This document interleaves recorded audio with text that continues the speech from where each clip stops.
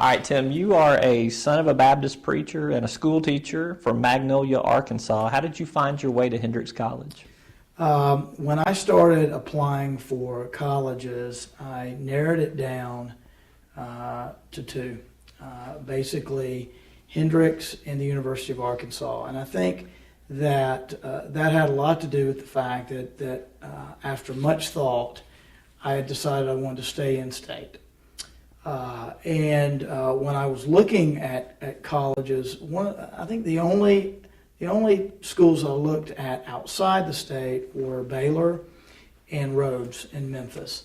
And in the middle of that search, I visited Hendrix, came up for one of the high school senior days or whatever, and just had a great time. And it was had a great reputation.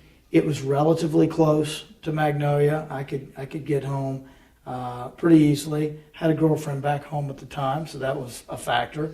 And financially, it worked out for me in an interesting kind of way, because when I applied, there was a half tuition grant available to any minister's kids, and regardless of denomination.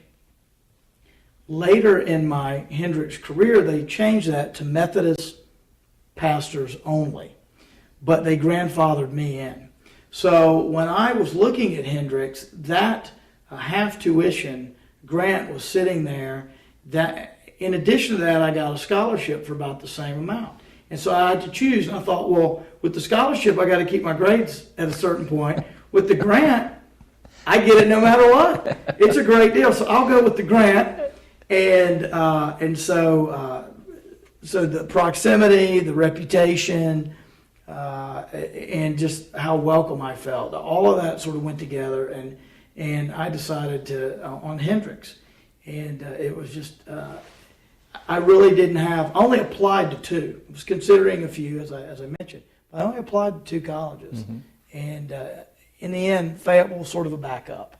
And so I think I was dead set on Hendrix early on, and I toyed around with others, but I was pretty convinced I was coming to Hendrix. My first experience with Hendrix was as a student at Governor School between my junior and senior year. And so I kind of got a little orientation to the campus, and then when I came up for a senior visitation day, it was the same kind of thing. I already felt comfortable, had a good experience, and at the time the recruiting office was very welcoming, and that's kind of what led me to come here too. Did you know what you wanted to do when you got here? Did you know what you wanted to major in? Did you know what direction you kind of wanted to go? Was it already political science pre-law? I probably thought I did, but it changed a little bit. I was going to mention that the first I really had ever even seen a picture of Hendrix was on the mailer. I had never visited Hendrix. I got the mailer, and it told all about Hendrix, and saw that picture, and it intrigued me. What I read intrigued me. When I came to Hendrix, I was pretty sure that I was going to be a business major. And as time went on, I went more in the econ direction. And in the end, I got an emphasis in economics. And I wasn't sure at that point I was going to law school. I thought that I would probably go get an MBA. There were a lot of people getting MBAs in the late 80s, early 90s. And I sort of thought that's what I was going to do. And there was a part of me that was man in a hurry. I sort of had this plan where I was going to get through college in 3 years and go get that MBA and really get out in the working world and try to get my career going. Once I got here, I started to realize that college was a great thing, and it was not something to be rushed. It was something to be enjoyed, and it was an experience where you should take your time learning. You shouldn't go to school, in my view, at the time. If you didn't have to, you shouldn't go to school all summer. You should do internships. You should go different places and learn different things and work and what have you. So in the end, the 4-year path worked great for me. And by my senior year, I was pretty sure I was going to law school. But I had had such an incredible experience on the Oxford program, the Hendrix and Oxford program, that I really, really wanted to go back. And I wanted to go back and be a part of Oxford University. That year, that Hendrix and Oxford year, changed my career path and my life in so many ways. I had always been a fan of C.S. Lewis, got to really study C.S. Lewis and Tolkien, and I got to travel all over Europe, and it was at a time before the wall came down. Right. And so it was really interesting. I got to go to East Berlin before the wall came down and travel around there, and all of that was so eye-opening. And so that year really set me on a little different path. I came back for my senior year. I knew I wanted to go to law school, but I knew I wanted to go back to Oxford, if at all possible. And so I pursued both of those.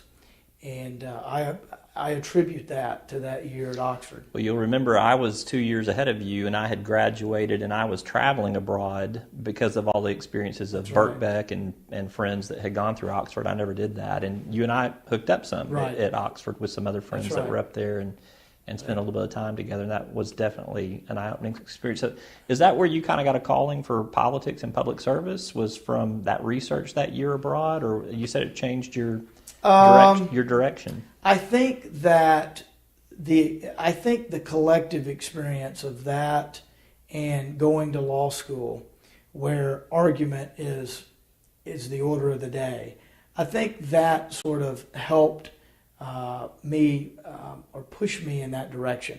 I had some political experience even before college, not a lot, but in the early '80s, my dad had met a guy named Bill Friendly Henley, Susan McDougal's brother. He was a state senator from Camden. He went to my dad's church in Magnolia, his family did. Got to know him, paged for him in '83, went back, paged for him in '85, got to meet then Governor Clinton both times, and worked on his campaign in '85, '86. He ran against Mike Kynard, who later became state senator, who beat Bill Friendly Henley. And so I was real involved in Democrat politics.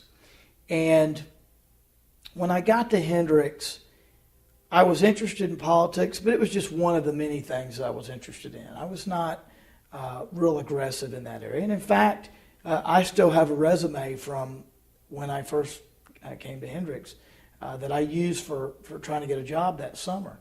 And I had both college Democrats and college Republicans on my resume. And it always made for an interesting conversation piece, because when I got to Hendrix, I joined the college Democrats. And I went to, I think, my first college Democrats meeting, and there was a discussion of, if I remember correctly, there was a discussion of Judge Bork. And there was a discussion of him being too conservative or what have you. And it dawned on me that some of the Democrats in Columbia County were a little different than some of the Democrats here. And so I switched to college Republicans. But I had them both on my resume. And I don't remember being active in college Republicans really at all.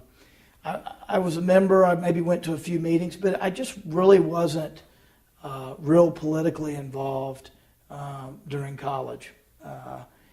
And if you had, I think that my sophomore year I spent longing to go on this Hendrix program in Oxford.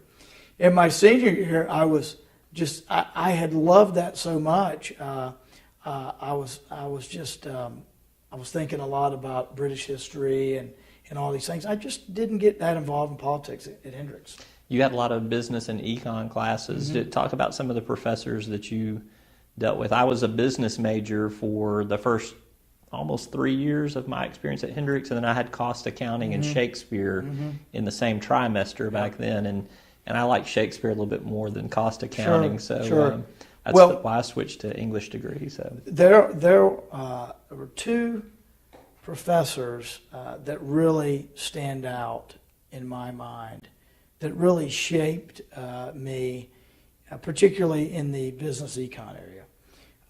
First was Miss Raymond. She was my accounting teacher, and I think I had 4 accounting classes with her.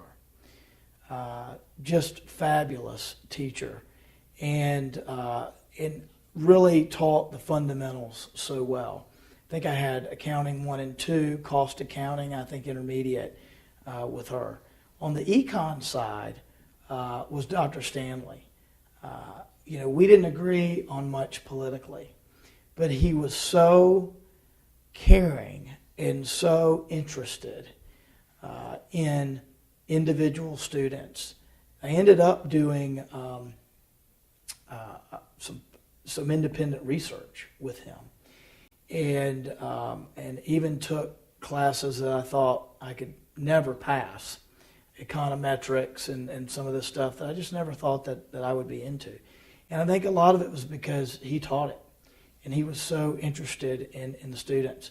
And those are the ones that stand out. Outside that, I took several history classes, and Dr. Larson really had an impact on me, particularly my first year here.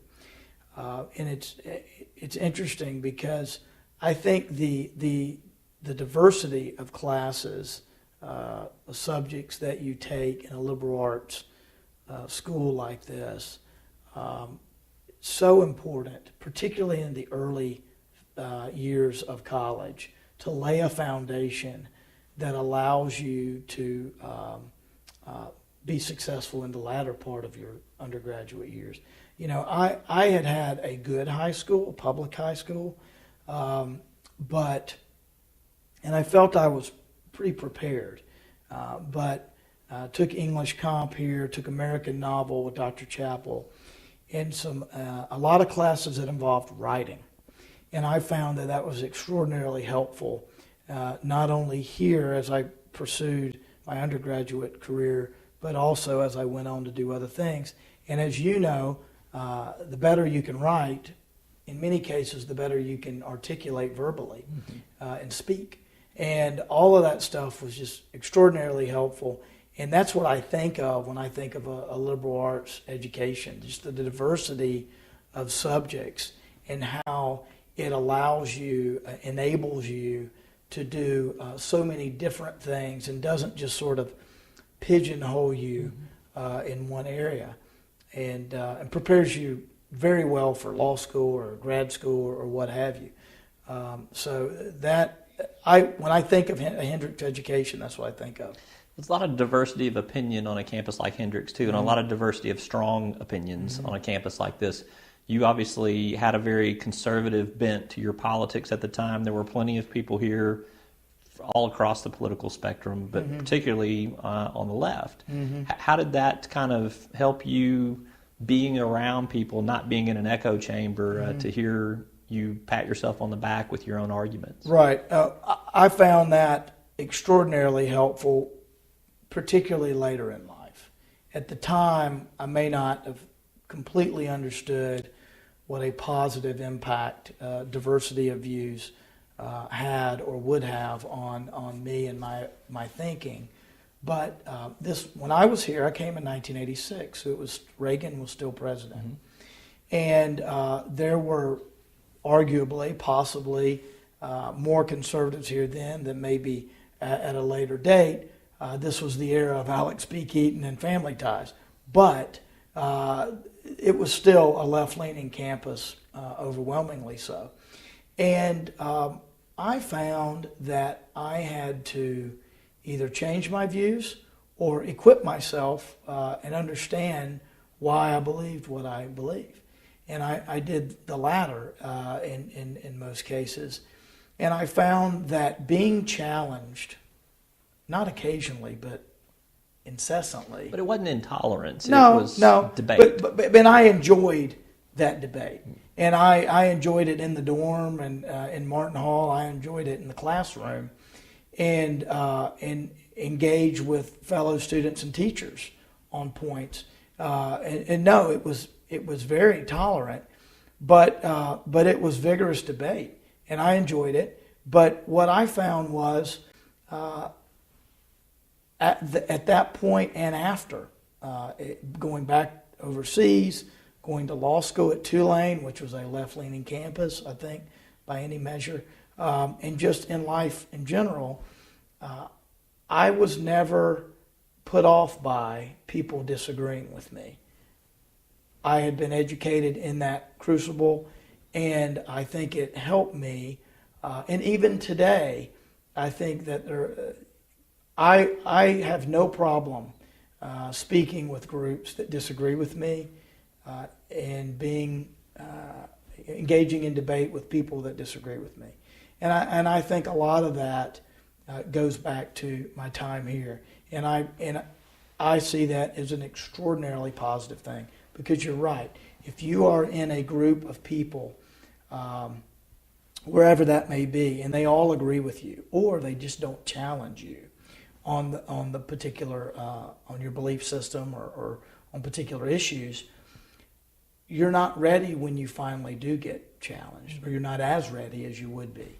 And I see that abundantly clear in my experience. And so I think the diversity of views here was very helpful to me, particularly maybe coming from a conservative, really conservative part of the state where not a lot of folks were challenging my views necessarily. So positive. I've been to a few of your town halls, so I know what you're talking about. We're in the Mills Library right now, actually in a replica of Congressman Mills' office, which is pretty fascinating for political junkies like you and me. You could, when your time is up in Congress and in public service, you could donate your papers to Hendrix College just like Congressman Mills did, couldn't you? I could, and I probably will. In fact, I mentioned that before the interview. I just want to make sure they have room, although, look, I would never compare myself to Wilbur Mills. And I've been looking around these walls, and it's just incredible. I don't know how many papers I will have, but I would love for Hendrix to have them. And Hendrix holds a special place in my heart. And, Dr. Cloyd mentioned, you might want to put him in Martin Hall. I have great memories of Martin Hall. And was not studying congressional papers, I assure you. So I'm not sure that would be the best place for them. But in any event, this is an incredible display, and I can tell you that it is special that he was a second district congressman, and that's obviously the district I represent now. And I will tell you, I have often thought about if I am fortunate enough to stay in Congress, being on the Ways and Means Committee, and I have indicated to some people that would be I would be very interested in that, and I think that would be really special. You're going to have to get your picture made a few more times to catch up with Congressman Mills. So.